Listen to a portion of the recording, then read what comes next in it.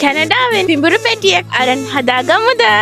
ඔයාලත් කැමති නම් ඔයාලට කැමති සතෙක් අරන් මෙහෙන් හදා ගන්න පුළුවන්. මේ සූ එක තියෙන්නේ ටොරොන්ටෝ වෙල ඉඳලා හරියට කිලෝමීටර් 110කට මෙහාට.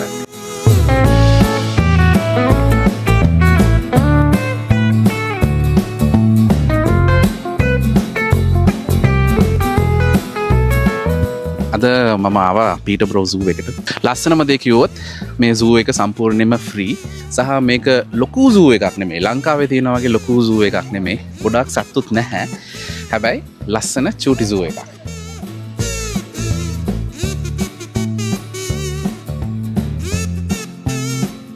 කැමති නම් ඔයාලට සතෙක් අරන් හදා ගන්න පුළුවන්. අරන් හදා ගන්නවා කියන්නේ අපිට ගෙදර අරන් යන්න බෑ.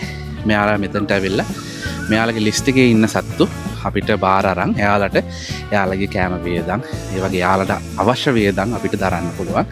ඉතින් ඒ සත්තා අපේ නමින් අපිට තියාගන්නත් පුළුවන්.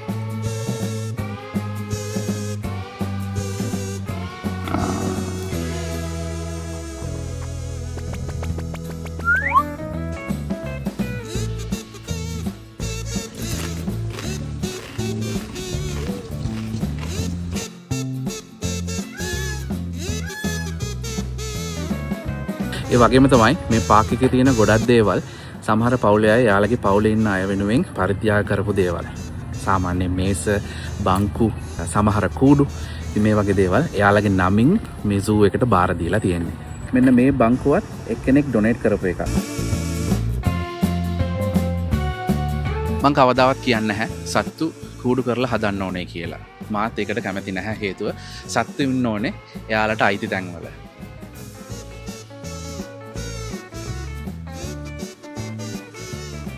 සතෙක්වත් අරන් හදා ගන්නවද? ඒක නම් හොඳ අදහසක් පුතා. සතුන්ට ආදරය කරන කට්ටියට හොඳ අවස්ථාවක්. ලංකාවෙත් මෙහෙම තියනවද? ඔව් පුතා ලංකාවේ අලි අනාථාගාරයක් තියෙනවනේ. උඩට තාසෙන අලි කරන් හදා ගන්න පුළුවන්.